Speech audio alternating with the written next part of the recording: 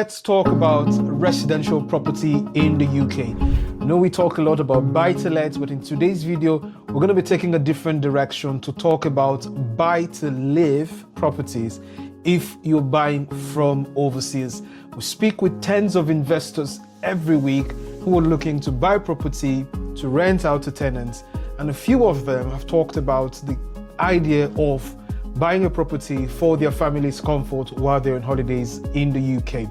If that sounds like something of interest to you, I'd love you to stick around till the end of this video, and I'm sure you'll get enormous amount of value from it.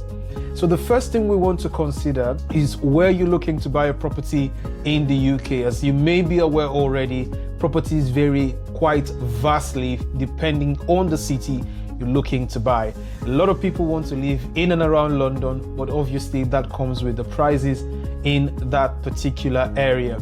You would expect to understand that if you're buying a 2 or 3 bed house in London, the price will vary significantly if you're buying a house, for example, in the Midlands, and it will be way cheaper if you're buying it up north. So take into consideration, first of all, where do you want to buy a property? Where would you like to live? And then factor in the costs of the houses. The second thing that you want to make sure you're clear about is the kind of purchase you intend to go through. Most people are looking to buy houses with an outright payment with cash, but a few people also want to explore the idea and the concept of using a mortgage. And that's something that's possible even to people who live outside of the UK. And that's something we would love to share with you in due course if something you're interested in. Now, having looked at the types of properties and how it could vary from city to city, and then the type of purchase you're trying to deploy for your next property, it's then important to understand the process starting from the beginning up until the end. It is good to understand this right before you start so you know what exactly it will take, and so you don't get any surprises along the way. The first thing is to understand your financial situation. How much is the house you're looking to buy, and will you be able to afford it either through a cash or would you be using a mortgage to pay for it? Also, you can consider if you've got equity in another property elsewhere. It could be in the UK or it could be in your country of residence. Are you able to free up some equity from that property to buy it here? You also need to take into consideration your account statements and all of the checks that will need to be done by the solicitors and the vendors who are looking to sell a property to you. These are the first things you want to make sure you have well in place before you get negotiating on a property. And obviously, once you've covered this first set of bits, definitely your source of funds, looking at your business or your salary that you earn every month, has to be well arranged just for the anti-money laundering checks that definitely will be done when you're looking to purchase a property here in the UK. Having said all that, let's get to the interesting bit. Now, you've identified what city you're looking to buy, you've identified the type of house, and also you've looked at your financial situation. Now, what does it entail if you're looking to buy a property? What are the steps? The first thing after identifying the city is to do searches for the type of properties. I get people ask me all the time, just send me pictures of the houses you have on ground and let me take a look. Well, that is plausible in many other countries outside of the UK.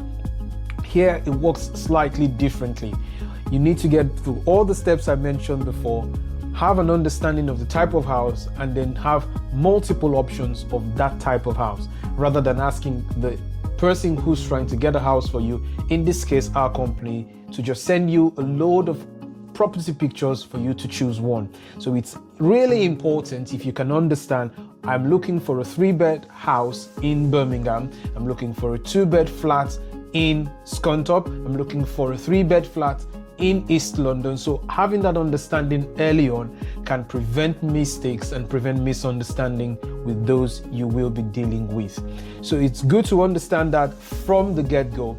And once that's been done, the property search can be conducted to get you several options that will suit your criteria. And that done, the next step will be to arrange with a solicitor to do property searches. So a solicitor in the UK has to be the one who is acting in your stead. A common question we get asked is, Can I use a solicitor from my country of residence? A simple answer is no. They can act in consonance with UK-based solicitors, but for the property purchase process, which is known as conveyancing, you need to use a solicitor who is registered in the UK to complete this. So we also provide this service. We have solicitors who are happy to work with investors or business owners or people from overseas who are looking to buy property here in the UK.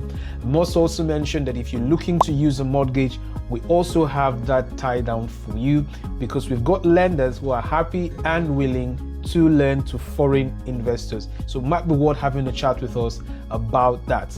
Now, having cleared up, the mortgage advisor bits, the solicitor bits, mortgage advisor will only come in if you're looking to use a mortgage. If you're buying with cash, then you don't need a mortgage advisor.